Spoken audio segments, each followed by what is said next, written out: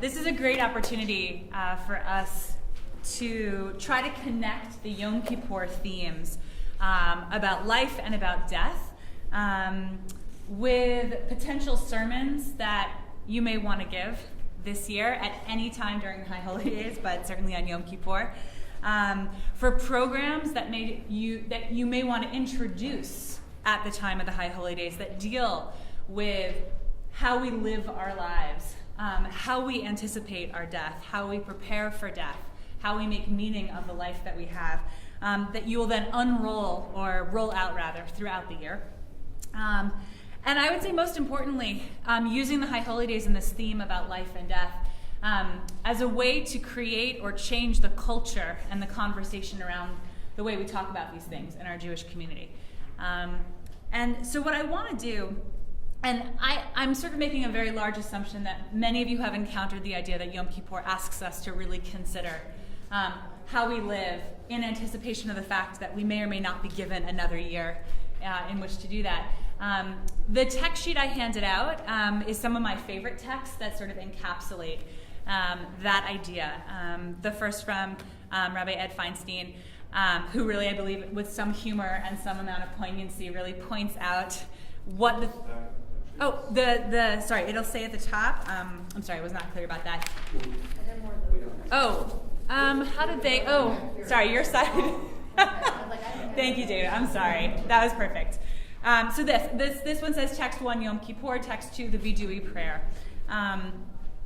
So he does a great job, and I actually quoted this in a sermon I gave 2 years ago because for our Reform congregation, I actually wasn't sure that many people had considered that Yom Kippur asks us to consider our death and our mortality as explicitly as it does. And so this actually encapsulated a lot for people how to enter into that. The second is from the Velveteen Rabbi, her website, and it really looks at another key part, which I want to just sort of touch on before I get into the question that we're going to all answer, which is that the vidui, the confessional, the idea of really holding ourselves accountable to the final moments of our life is not just something we say on Yom Kippur. It is something that we also say at the end of life, but also, she points out, every day we have the chance to say it. And what would our lives look like? How would they feel different if, in fact, we were confronting these themes of life and death and meaning-making and forgiveness every day of our lives, not just once a year? And the final piece is from an excerpt about funeral preparations from one of my favorite books, Middlesex, which, again, I think just points out in a way that was really approachable for people, that we can actually be talking about these things before we die, and that there are lots of selections we can make about what type of casket we would like and what type of clothing, let alone the larger questions of how do we want to be remembered. So that is the general sort of assumption that Yom Kippur connects to death, and that we're comfortable enough to then say the following. If you were going to give a sermon about this, I will tell you that my congregants, I work in a Reform congregation of about 1,000 families, many of them are fascinated by what I might have access to when I help people plan for death and for funerals.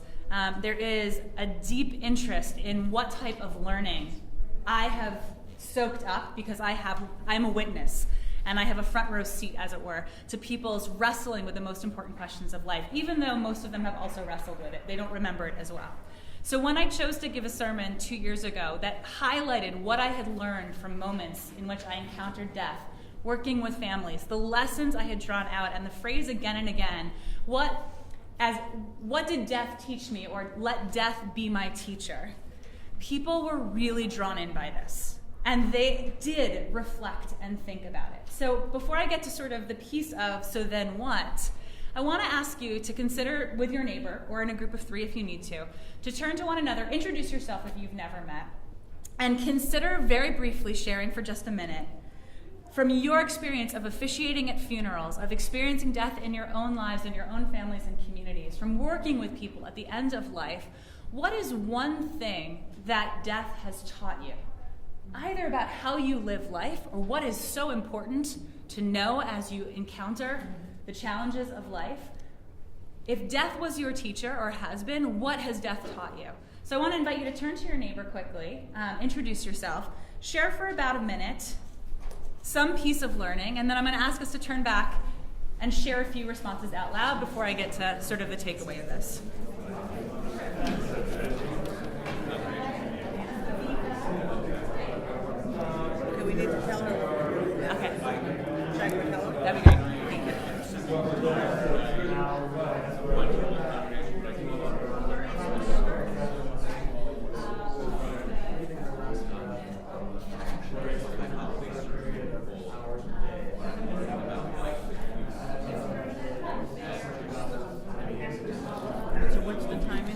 just writing it out now, which will be helpful. So it's 5:15 to 11.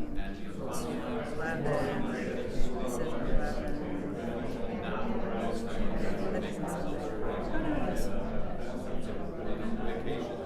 I'm gonna go till. I don't even think it'll take that long, actually. I'm going to go till a little bit before 10:40.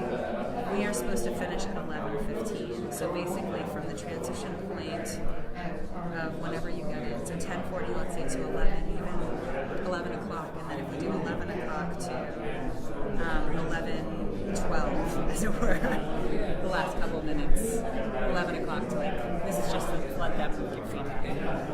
So at 11. At 11, sure. Or if you take another 5 minutes. And, okay. And then the last few minutes before 11:15, we'll do the song. We're supposed to end at 11:15. Correct. It's working for you.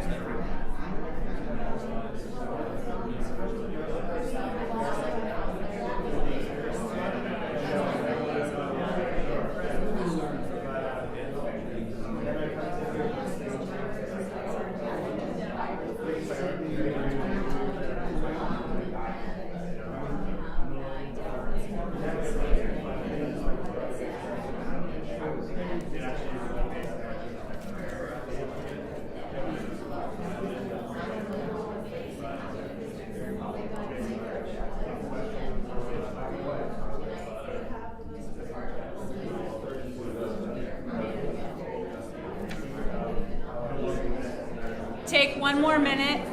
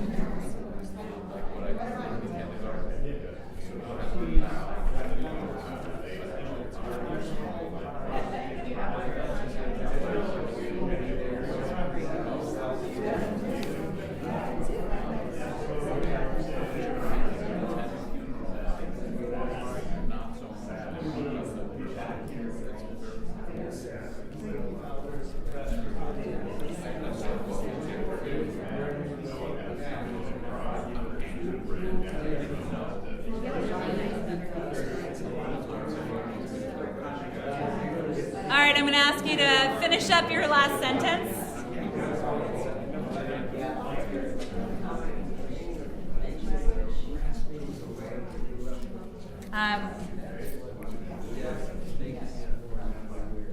So, in a sentence or two, if you'd like to share, or if you have the permission of the person you spoke with, you can share what they said. What were some of the jewels that you pulled out? What were some of the pieces of Torah, that end-of-life care, preparing for funerals, working with people through the death of a loved one? What did they teach you about life? Yeah. Well, I said not hold a grudge, to try and make peace with other people, and my colleague says that there's a certain peace that comes through death, not just to the people, not just obviously to the person who dies, but to others, and that also others often see the big picture in a way that they haven't before. So seeing the big picture. Beautiful. So just to lift up that voice again, not to hold a grudge and to try to see the big picture. In a way, they're the same thing. Yeah, beautiful. And one of the tensions too is to try to acknowledge that there are going to be certain experiences that we are blessed with at the end of life that we can't access at any other time until we reach that moment. And yet, if Yom Kippur can be a time where we say, what if we could learn to forgive people sooner rather than on our deathbeds? What if we could learn to do a spiritual practice that gave us a bigger picture before we were lying from the vantage point of looking out at the world from our deathbed? What might that do for our lives and the lives of those we loved? Yeah?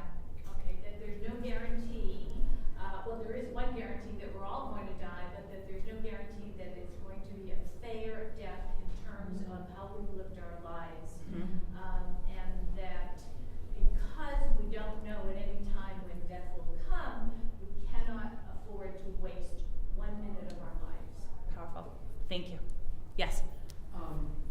One of the things that we were talking about is the importance of putting one's affairs in order early. Like, we never know when our last breath is. Yeah. So whether it's our files, make sure people know what our wishes are, and that we don't leave a burden to those left behind because our life is so chaotic and we haven't been able to organize it. Thank you. Right. The tachlis, literally, what can you set up now? One of the things I ask people to do, and Laura's going to be really wonderful at guiding us through this path as well, is not just forgive people, right? In the sermon I said, think about the forgiveness and who do you need to call, but have you written out your advance directives, right? And in addition to that, have you done the work of writing down an ethical will? The work of saying, here's what I cared most about in life. So aside from who gets the china, what are the values that I most want you to know? And can you start that document today, after Yom Kippur ends, not wait again? Good. Any other pieces of Torah just to share? Yeah. I was thinking some of the harder moments I've had lately is speaking to bereaved families where they're re-experiencing the death when big moments come about. So the first day of school and that spouse isn't there to be the father. The first Rosh Hashanah or Yom Kippur without that person. So kind of reliving death when we, as the rabbis or friends or congregants might think, well, that death was a long time ago. We're done with it. Right. So realizing that death just reemerges over and over again, and how are we meant to face it and respond to it? Right. And how, on a day where we're thinking about mortality and death and who we want to be in the world, how do we recognize those moments even when they are invisible most of the other times of the year? Right. Great. Yes. All right, two more, and then I'm going to... It's interesting, I just thought of this, that we talk a lot about having compassion for mourners, but when I was a mourner 2 years ago, what I really learned was that I needed to have compassion for all the people trying to comfort me, many of whom said the most remarkably inappropriate things. And I just remember thinking, what does it matter, right? They're trying, my mother's dead, who cares that they just said something that on a different day I would just want to kill them. And actually I've been able to sort of take that in and say, there are so many stupid things in the world that I just let go because what are they compared to death? Yeah. Great. And one more, please. I gave a high holiday sermon, I'm sure it was a Yom Kippur sermon, a few years ago called What I'm Learning About Life at Funerals. And I jot down, other than preparing for eulogies, notes when people are speaking about the beautiful, simple things that people say when they only have a few minutes to summarize what they feel about someone who's incredibly important to them. And to say, well, this is the essence of what's really important about life. Thank you. Yeah. This sermon that I gave 2 years ago is one of my favorites of all time. And partially, I'm sure it was fueled by the fact that so many people, sort of a la Gordon Tucker said, oh my God, that was amazing. But I think, again, what resonated with it was that people really wanted to soak up, on Yom Kippur especially, like, what am I supposed to be doing with my life? And everyone seemed to recognize that death was the moment where you hold yourself accountable, at least for that 1 hour memorial service where you're listening or watching or absorbing, and then we forget about it. And unfortunately, this was also sort of the theme of the sermon. People said it rocked their world, they were never going to be the same. I told them they had to go home that night, open a Microsoft Word document, label it your inheritance, as if your children might open that document among others, and start writing down what was most important to them. And then there was nothing else. Right? It was a great sermon. It really touched people's souls. It touched my soul. And then we were on to Hebrew school planning for the year. So part of why I'm thrilled to do this work with Laura today is because it's not enough, I would argue, to give the great sermon, to jostle people. A few of them may have started a document. I'm sure most didn't. What are we doing programmatically, culturally in our synagogues that will allow people to be stirred on the high holy days and then hold them accountable for the rest of the year and in the years to come? What can we do with our built-in networks? And again, I say congregations because that's my place, but from your own vantage point, from wherever you're working, so that it is not once a year that we touch on the most important themes, but actually every day there are opportunities to delve back into them and make choices that transform our lives in the way that we hope the high holy days do. So I want to, at this point, turn it over. So I want to start by saying that people don't really want to have this conversation. And even on Yom Kippur, which in your face says we have to have this conversation, people don't want to have this conversation. So we are fighting against a culture that makes it hard, even for us clergy people, to have this conversation. So Dara's challenge, it's not just about a sermon. What are we thinking about doing in our own congregations that can help people engage in these kinds of questions? I want to take a few minutes and tell you what we've been up to at Temple Emmanuel, and then invite you to join in some ways, and specifically ask programmatically what are some things that we could each be doing in our own communities. For the past 2 years, sparked by a high holiday sermon, which was actually about becoming a boomer. I turned 64 this year, and I gave a sermon a couple of years ago about what it meant to become this new next stage in our lives. Everybody knows that people are living 31 years longer than they did in 1900, but the 31 years are not at the end of our lives, but there's a new stage between what Erickson called maturity and what we know of as frail old age. Those are all the people in our congregation who are boomers, whether they like the word or not.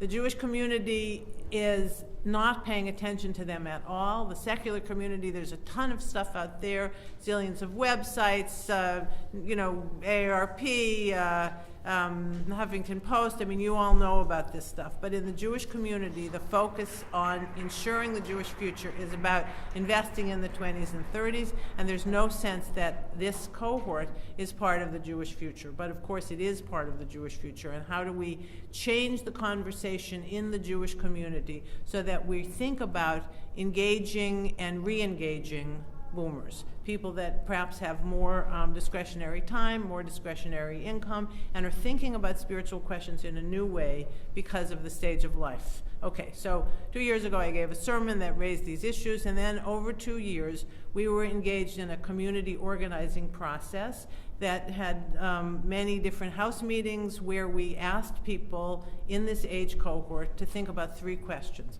Is this a new stage in your life?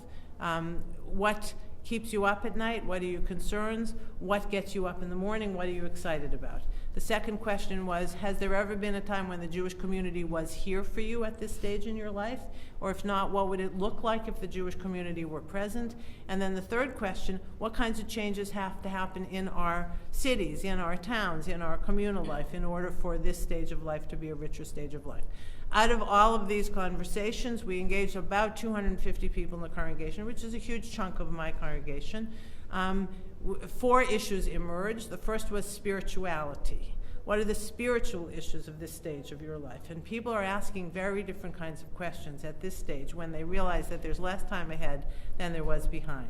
And so spirituality, community, how do you want to live when you get older? And what do you have to do now so that when you're 80 or 85, you have the community around you that will support you? Do you want to age in place? Do you want to create co-housing? Do you want to create a village? Can the synagogue support us staying at home but being supported by the community? I mean, there's lots of things, again, happening in the secular world but has not yet been part of our community. So spirituality, community, giving back. How do we re-engage some of us who are retired or have more time in community service in some ways, either professionally or as a volunteer? And finally, what are our concerns about this stage of life? Economic concerns, health concerns, etc. So among the kinds of things that emerged in the spirituality dimension. What are the spiritual tools that Judaism has for raising these kinds of questions? And as Dara mentioned, ethical wills, hugely powerful. Musar. What are the characteristics that we need to be cultivating now? For me, that I need to cultivate now, for me to be the 85-year-old woman that I want to be. Gratitude, forgiveness, and our tradition has actual practice that could help us begin to do that. So to just kind of engage in an intentional way with classes around those kinds of issues. And for me, a very powerful issue is the question of new ritual. We learned in the women's movement long ago that my experience is Jewish experience, and God is present at every moment in my life. It doesn't matter that Jewish tradition didn't have rituals to celebrate that. And so we created baby namings and rituals for menarche, and all of you know all of that stuff. Okay, well, this is a new stage. What are the new moments when divinity is present, for which there is no ritual? Retirement. Moving from the home of your, where you raised up your children, to the place where you're going to retire. Well, how do you do that? I gave this sermon. A couple of weeks later, I get a call from a woman who says, my sister and I, we just moved my mother into a nursing home. We're closing up her home. What is the prayer you say when you close up your mother's home? Of course, there's a prayer. Rabbi, what's the prayer? Well, it turns out that Jack Reamer, very smart guy, we all know him, he's, ahead of the curve. He actually had this beautiful prayer for when you close up a home after someone has died. So I ripped it off. We changed it a bit. I want Temple Emmanuel's website, or some website in the Jewish community that we all have access to, for somebody to be able to click on, moving mom out of her home. What's the ritual? And just think about all those different moments that really do exist at this stage of life. And the changing circumstances. In my synagogue, there is a woman whose beloved husband has Alzheimer's, doesn't recognize her at all. She is totally committed to taking care of him, but she wants to go on with the rest of her life. Rabbi, am I allowed to have an intimate relationship with somebody else? And what is the community's role? Do I bless her? There's a lot of sanction. People in the community are horrified when they see her out with somebody else. What is our role as spiritual leaders? So I didn't know the answer to this question. I went to Elliot Dorff and asked for his advice about how you would think about a ritual that would, in a way, give permission. And Elliot thankfully said, this is a really interesting question. Let's write an article about it together. So in this new book that I hope you've all seen, The Sacred Encounter, it's a book that the Reform Movement published. There is an article that Elliot and I co-authored together, which basically deals with that issue. He thinks about it in a very different way than I do, because he's a conservative rabbi, so halakha is very important to him. But this exists in our congregation. How ought we to think about it? Okay, so spirituality, huge, interesting issue. The community issue, how do we think about physically growing older, where we're going to live?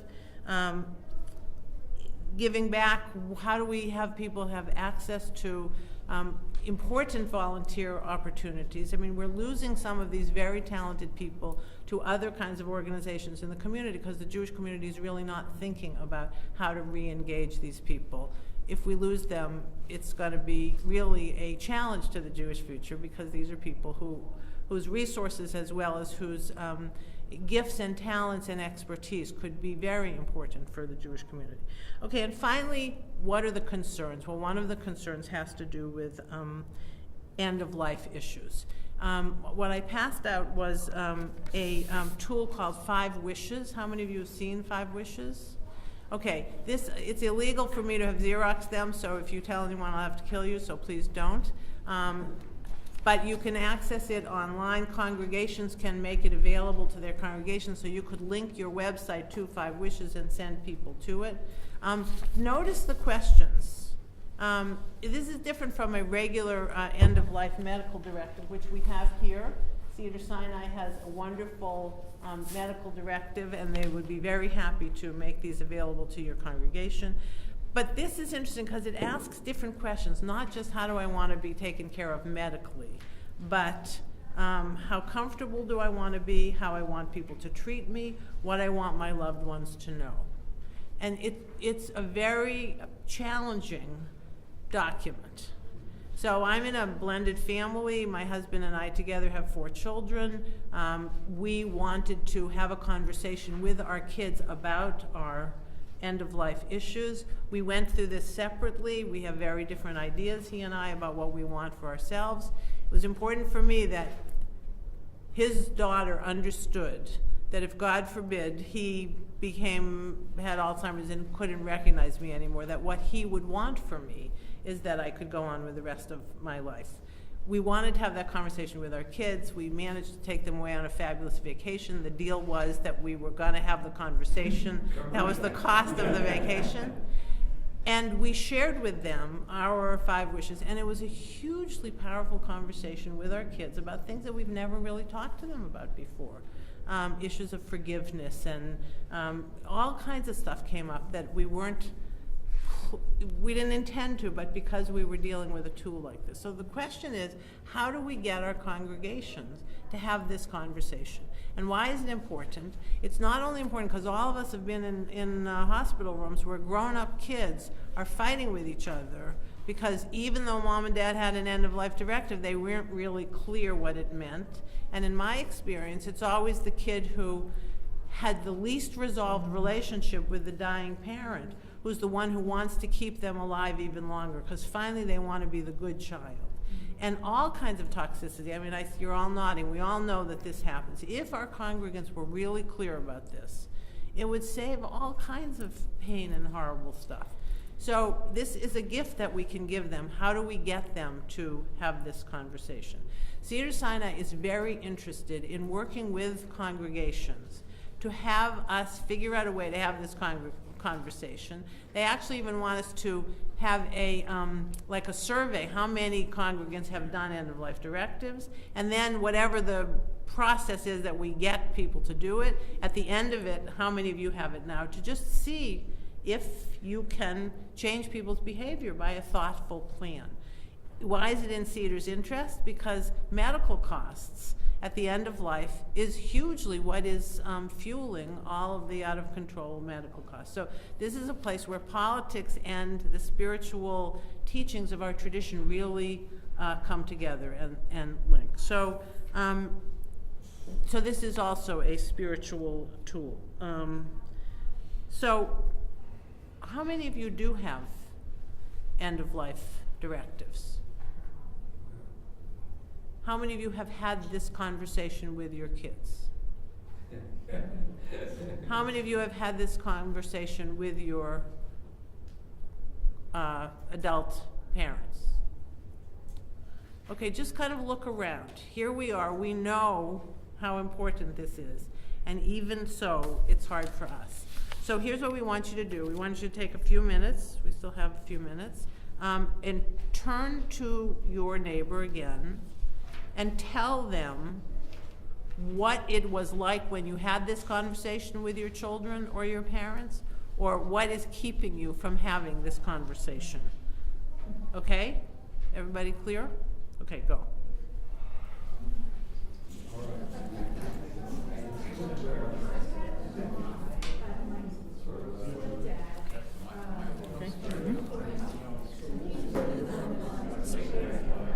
You can give feedback, but these are this blended section is really for both of us. Okay. But you can lead into it first as we see some of the reactions and any aspect of this, what seems doable, what's feedback, what makes sense. And I'll just make sure that we're on for it's fine.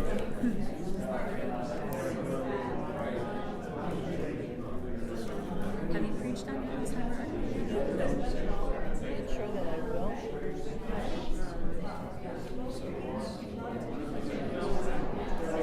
The particular family is so prominent that if I preached it all,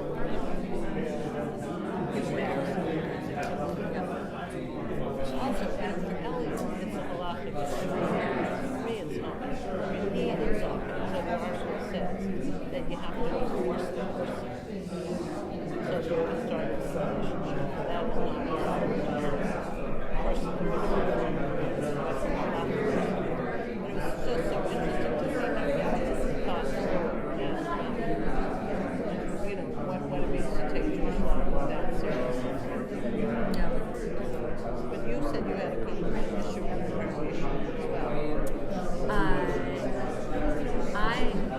I'm not. I think probably what I was trying to say was that there's one woman in particular that I'm dealing with whose husband has Alzheimer's, and she basically, it's been over a year now that I call her usually once a month to check in, and her life is just not home.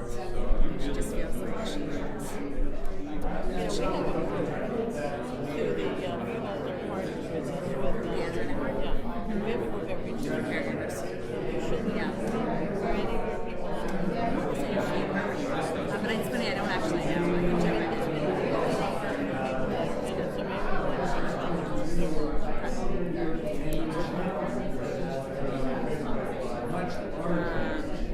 Yeah, her most recent comment to me was, I so appreciate your calls, Rabbi. All of my friends have stopped asking. It's just gone on too long for them to have the energy to So because we have this group, I've been able to give people something actually helpful, whether they can do it or not. And then there's also the network of people become friends with each other. So even some of them go out together. So these are people who don't know each other. I wonder, we have two very prominent couples who are older, both of the women are displaying very obvious signs of dementia, and I wonder if at some point we'll be in a similar position where it'll be so obvious that we'll start to see the husbands make other choices. So I have to remember what you were saying. So this social worker, she's like 12. Yeah, what is it, whatever her name is, Alicia? Listen. But she,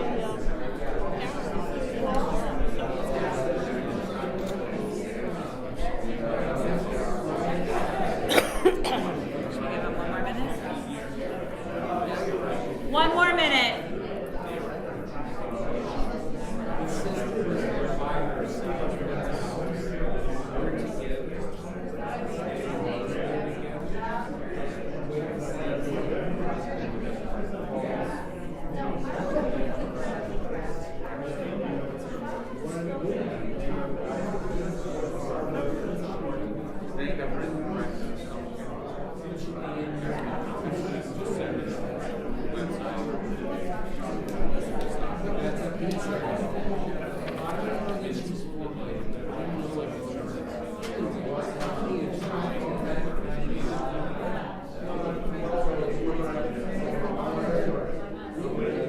All right, finish up your last sentence.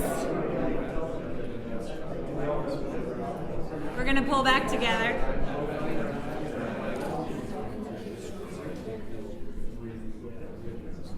So just a few moments of sharing from your small groups.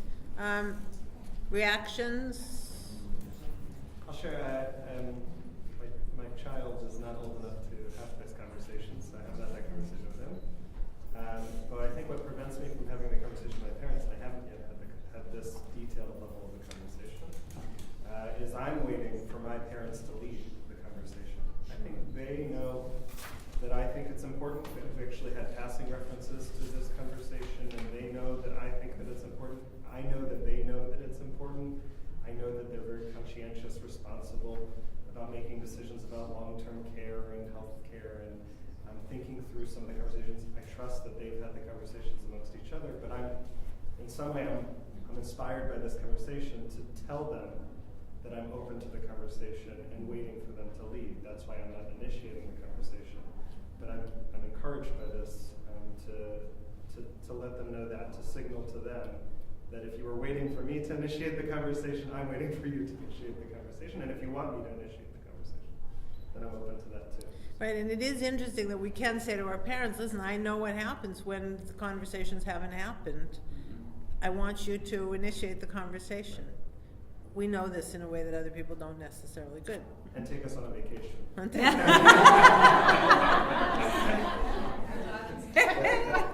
Let me tell you about Rabbi Kelsey. I find that it's helpful to do my own, which I've done, and share it with my loved ones, whether it was my parents have passed on, but to my siblings. So by doing it, I'm initiating the conversation, which then might make it easier for others to do the same thing. Good. It doesn't matter what age you are to initiate. Right. We all know that people die at different times in their lives, and we have to have the conversation because, God forbid, you need to know. Following on Barbara's, my mom has gathered all the kids to model the teaching so that my stepdad will do it and he hasn't done it. And I've done it and my siblings haven't done it. But David, who's a writer, had the most wonderful suggestion. I should write down my guess as to what my stepfather would like and send it to him. Is this what you would like? This is my guess. And he disagreed. It's an interesting idea. One of the things I do just whenever I meet with a couple talking about marriage, whether I go on to do the marriage or not, I give them copies of advance directives. Nice. So they can fill it out. And then the other thing that your comment reminded me of is one of the things I wrote up in connection with my own estate planning and will is a simple sheet that my wife has called Mike Drops Dead. And it has passwords and accounts and, you know, what insurance policies and where things are, and just how to deal with almost the first few weeks of who do I call, names and addresses. So this is very interesting. I just did a funeral where the man who got sick died very quickly after he got sick, but he was a very organized guy, and he had prepared this thing called the Goodbye Book. And it was a loose leaf notebook with every section, every single thing his widow and kids needed, incredibly comforting to them. Nothing personal, which was interesting to me. It wasn't an ethical will. It was exactly that. Passwords, where the bank accounts are, here's who you call, but incredibly helpful. I think that what Michael just said is very interesting. How do we think about other life cycle rituals? So Elliot Dorff suggested that at confirmation, when kids are celebrating, they've just gotten their license and they have to make a decision about whether they're going to be donors, organ donors, that, part of a confirmation curriculum should be a kid filling out an end-of-life directive. I raised this with some of my leadership. They said, "Are you crazy? Don't you dare do that." But then I think they're afraid of their kids confronting the reality that they're going to die. I mean, it was really interesting, but after hearing the powerful talk this morning, on a much more lahavdil basis, I mean, maybe it's time for me to stand up to my lay leaders and say, this is confirmation. We need to do this with our kids. So how do you use a wedding? How do you use confirmation? How might you use other moments in people's lives? What we did, my kids and I at this, and my husband, we had a little ceremony where we added a condition to our ketubah that said if either of us becomes demented and blah, blah, blah, and the two doctors and the three rabbis, whatever it was, the first time I forget something, I don't want him to dump me, but but the point is we ritualized it. And I could imagine in working with couples to raise this issue. Or some of us do renewal ceremonies. What is a renewal ceremony 40 years later or 25 years later? To think about other life cycle moments as a way of lacing these kinds of issues in. Devorah? We actually, when we got pregnant, when we had our first child, we did a will, and our lawyer insisted we do the directive. So I think maybe when people are having a child, they have this sense of responsibility for this child. That might be a good life cycle moment to get them to think about this. I can say from experience, seeing contrasts on our two sides of our family, that my brother and I were incredibly grateful that my parents had sent us all these documents and said, if you have questions, ask us. But even more that a week before my mother died, when we were not expecting that her death was imminent, although it was forecast, I sat down with her and we talked about her dying. And it felt, afterwards I thought, my God, I can't believe I just did that. But I never spoke to her again, unfortunately. And I was so glad that she was able to own the fact that she was dying going to be okay. I know you and you're going to be okay. So you were lucky to have that opportunity. Are there spiritual tools that could help create that opportunity? Is some version of a Jewish Five Wishes a way to have those conversations?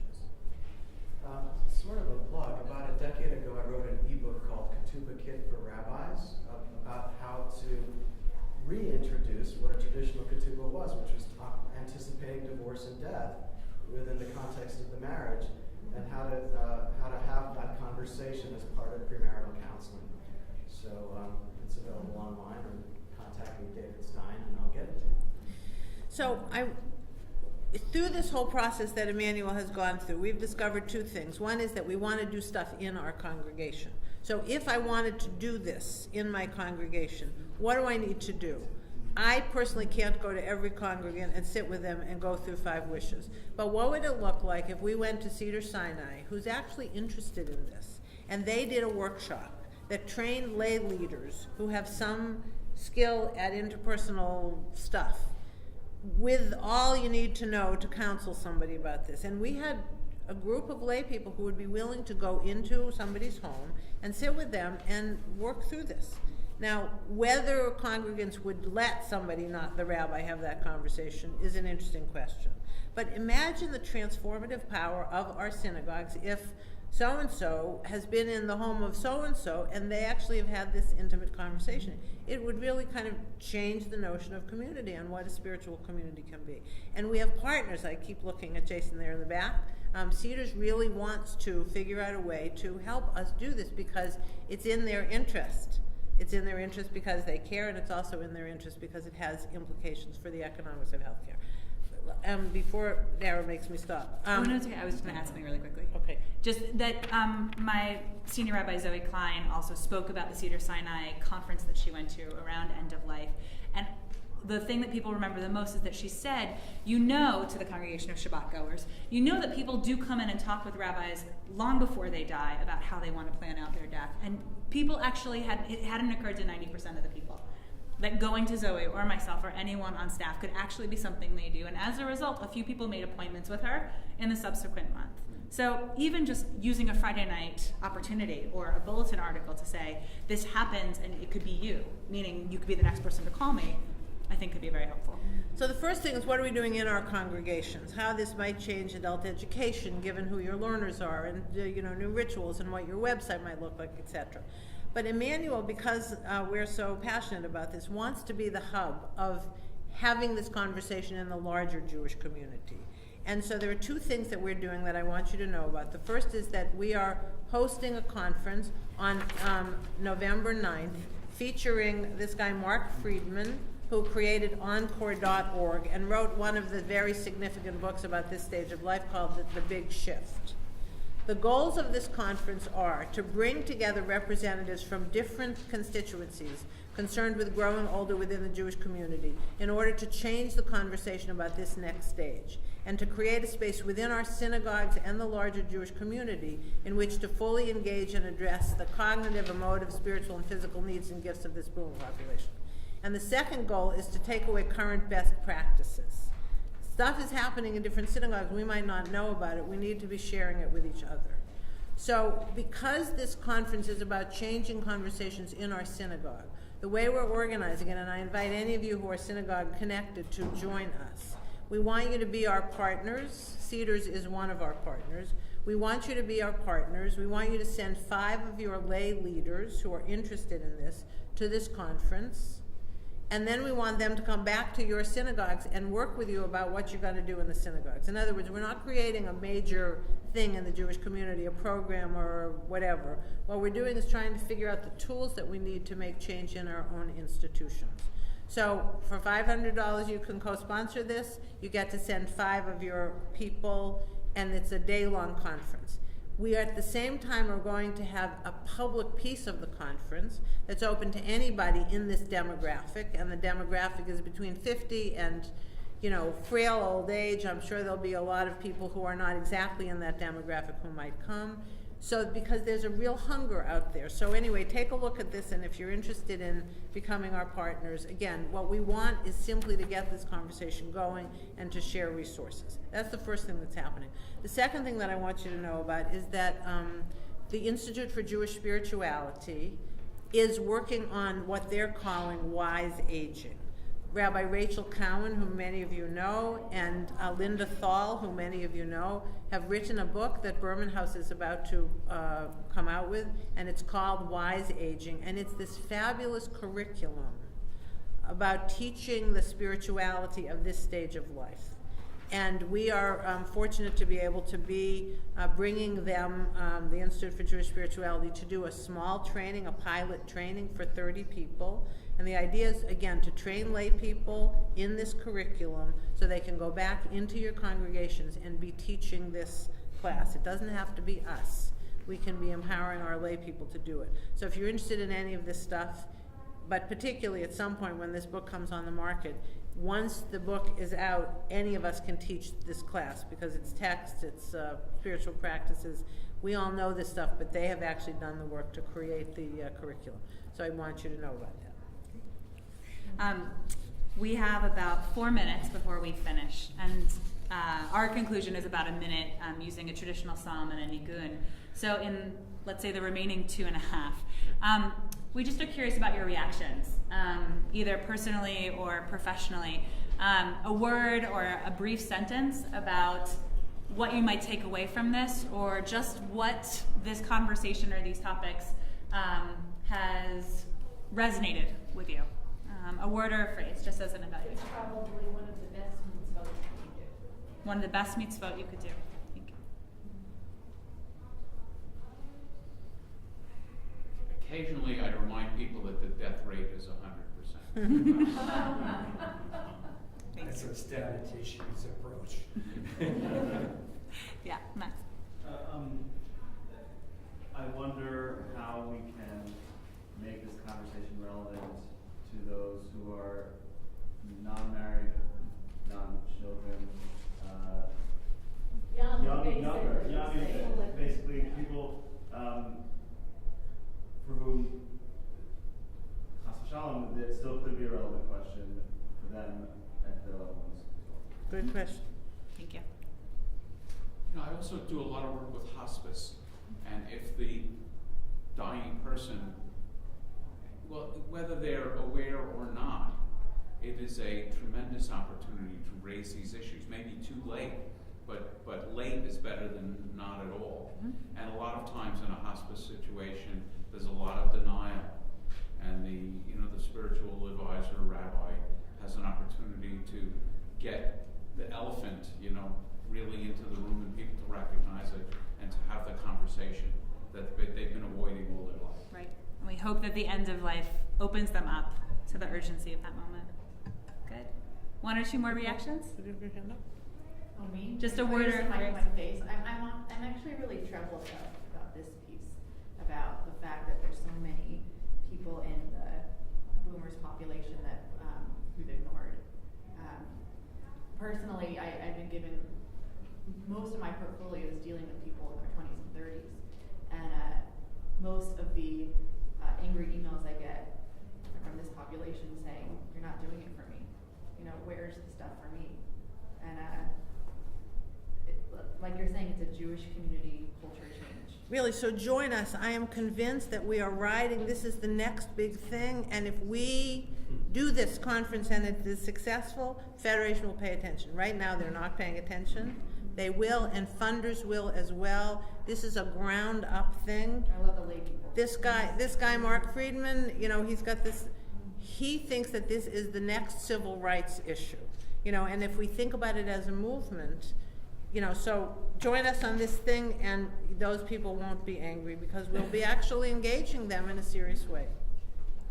It occurs to me that, though, we've got to think about a way to connect this to the continuity issue. Yeah. Because, I'll just say that, because there also is a justifiable concern about what comes after, and an understanding that it's hard to hold them young people in their life. So we've got to find a connection. So again, I think that's so true. this is the cohort that has memory. This is the cohort that really is about connecting the Jewish future with the Jewish present. We have a group in our congregation, a grandparents group, that we're doing through JOI, whatever that stands for. It's grandparents of non-Jewish grandchildren, because their kids are intermarried. And it's been incredibly powerful for those grandparents who are boomers, and it also might ensure the Jewish future in the sense that who can do this but grandparents? So it is about continuity, but it's about thinking in a much more broad way. And I mean, really, from the grassroots, we can change this. So the nigun that we're going to close with, and then a psalm, we use at Temple Isaiah. It may or may not be familiar, but it's Shema Kolenu V'Nashuva. It's just the words that we would use, and it's very repetitive. So I'll sing it once, and then please join with me.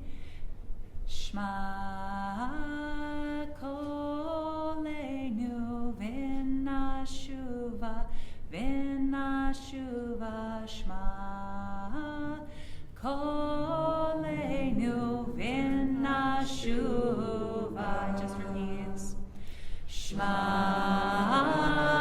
Kolenu V'Nashuva, V'Nashuva, Shema Kolenu V'Nashuva. One more time. Shema